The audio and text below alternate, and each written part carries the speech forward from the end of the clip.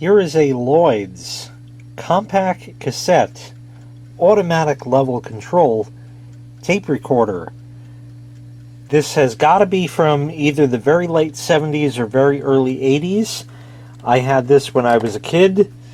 I was probably 4 or 5 years old when I had this, and that would be 35, 36 years ago at the time of this recording in 2019. This thing did it all. This was the one and only tape recorder I had for, oh god, like 10 years almost. Yeah, getting close to like 10 years. And I beat the shit out of it being a little kid, and it took all the abuse. It had its fair share of problems over the years, and I used to, like, my parents used to buy stuff on vinyl, and they had the real tape deck, and I said, can you put it on a tape for me? And then I could put it in my little dinky tape recorder, and I could play, like, Men at Work, or Billy Joel, or I could play, like, Michael Jackson Thriller, and all kinds of 80s cool shit and stuff, and it just has the one dinky little speaker, and I have most of the accoutrement. I have the microphony, just says offer on. There's the part you speak into that turned and can be removed, and a little felt thing on there. I'll put that back when I have two hands free. Goes into the molded plug with the 3.5 and 2.5 millimeter. I'll speak about the jacks in a second. These metal standoffs here were for sort of like a vinyl or leather strap. That thing is long gone. It's probably around at my parents' house somewhere, but it used to just clip on there and clip on there, and you pick it up and carry it with the speaker, you know, down like that, and it just, you carry it around with you. And there happens to be a Radio Shack 90-minute Type 1 normal BIOS tape that was just in there. Appears to be blank.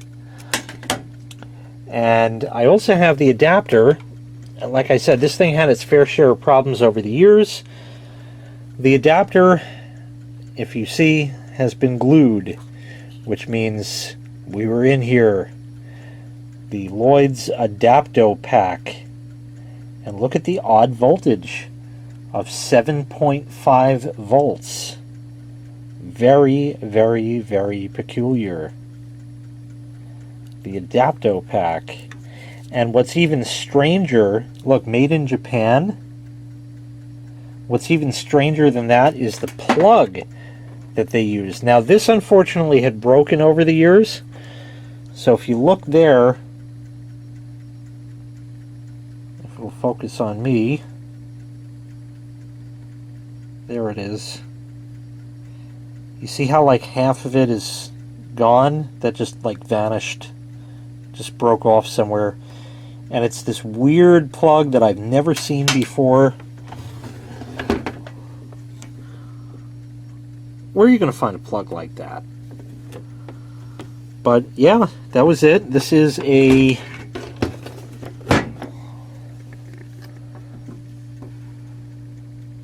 model 2V96A-198C cassette recorder, 5x UM-2 cells, serial number 246A-820, made in Korea.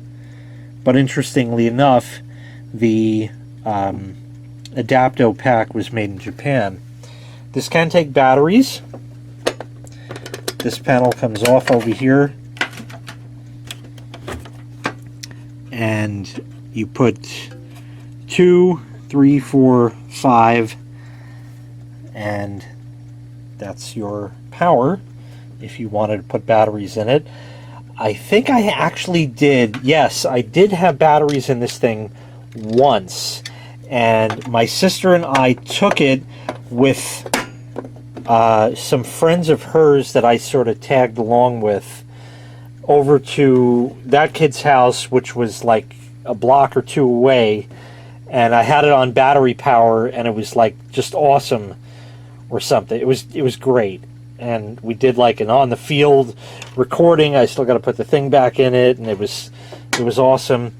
I didn't keep it in the very best of condition. The chrome plating on the letters sort of wore away. There's not much that can be helped about that.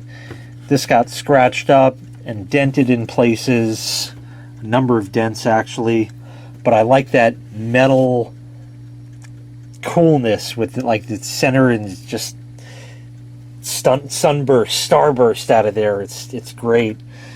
And this lifts up, had these two little felt pads like that. Unfortunately, I scratched that up also. As a kid, it seemed like a good idea at the time. I don't know why. But I scratched that up, and you have that and that. Whoopsie. Let me actually just take this off. If you just bend it further, it comes off, and I'll worry about putting it on later. If you look inside there,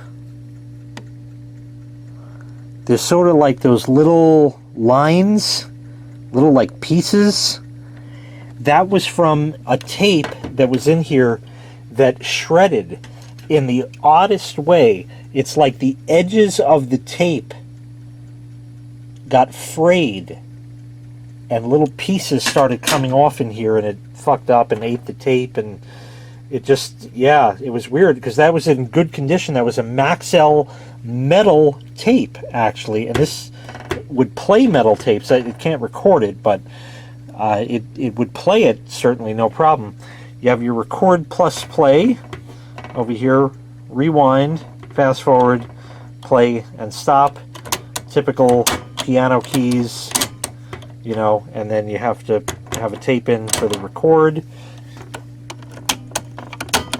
Just the mechanism on that is awesome. And we'll go over here. Now you'll notice the jack is not really in there correctly, and that's because it was taken apart and not put back together correctly, probably by me.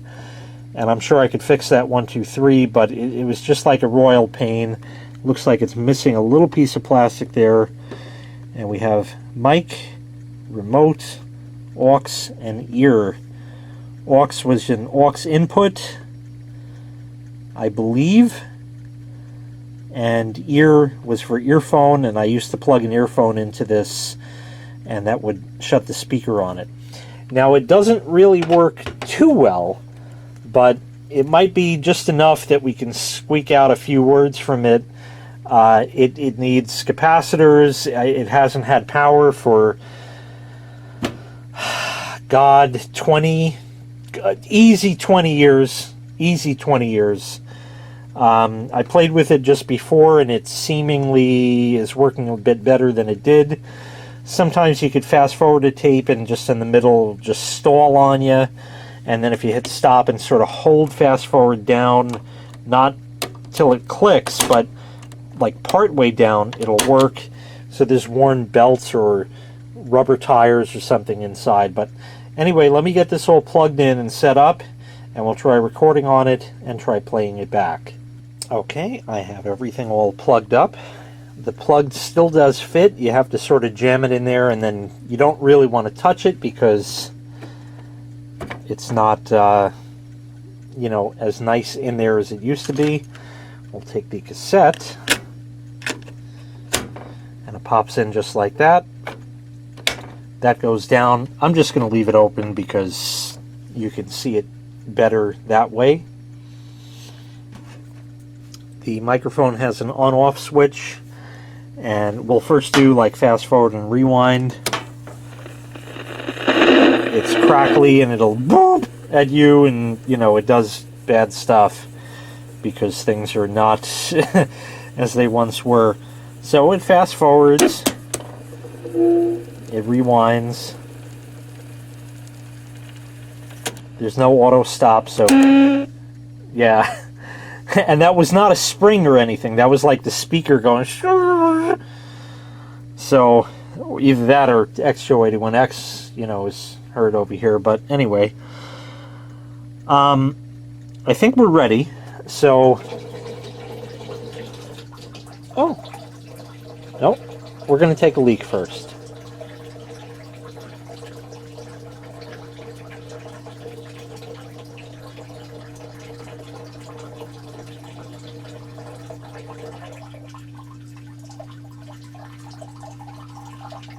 Oh, still more. Hang on, hang on. Shake. And flush. Good. Okay, so now we're all set. The switch on here is the remote for it. And I guess there were separate remotes you could get, maybe aftermarket, that would plug into the 2.5 millimeter, which I think they called 3/32 of an inch, I think it was. Sub-miniature, Radio Shack called them, into that remote jack there, and then you would just have an on-off switch on a very long cord, and you could remotely turn it on and off and stuff like that. We'll just try making a test recording here for those millennials and Gen Zers out there. This is a tape recorder, and this is an analog thing, something you don't know anything about, and there are moving parts and belts and motors, and there's no touch screen. Okay, and this thing is called a cassette tape, and in here you can see it's a spool, like a spool of thread. I know none of you sew or anything like that, but it's a spool, and it has this thing called a leader. Now, you know what a spool is from like Scotch tape. You've certainly used that before. And it has like, it looks like Scotch tape there. But after that, it has this black looking stuff, and that's where it actually records on. Okay? And this Scotch tape part looking thing has to run for, you know, a few feet until it gets past that. They call that the leader. And of course, there are write protect options for both sides of the cassette right there. You can pick that little square out and break it off, and on that for the other side. And there's a little switch, a mechanical switch right there that is pressed that will lock or unlock. You'll see I can't press the record, so when I insert the tape, it's now pressing on that, and you can. You have to hit play with that, so that's it. And also, if you do go and fast forward, see, this is, like I was saying, how it would jam up. If I press it part way, now it's working, and there's that, and if I flip the switch off, it'll stop. Turn back on, but not enough oomph to get going, unless I sort of hold it there. And sometimes it'll work, sometimes it'll stall out, sometimes it'll... And it kind of always did this since I had it as a kid. Anyway, we're going to rewind now. And we're going to hit record. And I found if I sort of yell into the microphone, you can kind of hear me, and it kind of works, so we'll try that. So here we go. And it has to run past that leader. I don't know what that was. This is a test recording on the Lloyd's compact cassette automatic level control tape recorder. We'll pause it there because we can. We'll hit stop. I'll turn that back on because otherwise nothing will happen. We'll rewind. Yeah, sometimes if you jam it, it would work. And again, we have to wait for it to get past the leader.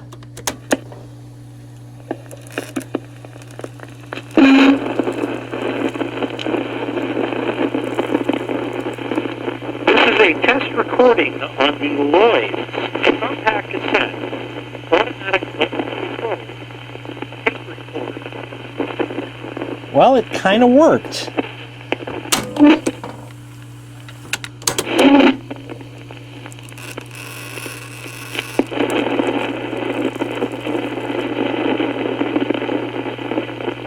A test recording on the Lloyd compact cassette automatic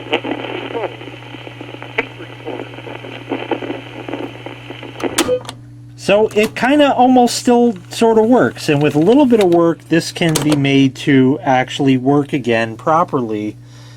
Nothing I'm ever really going to do because I really don't use cassettes anymore, but it is a little piece of my childhood, and it's nice to know that it still kind of is just barely hanging on.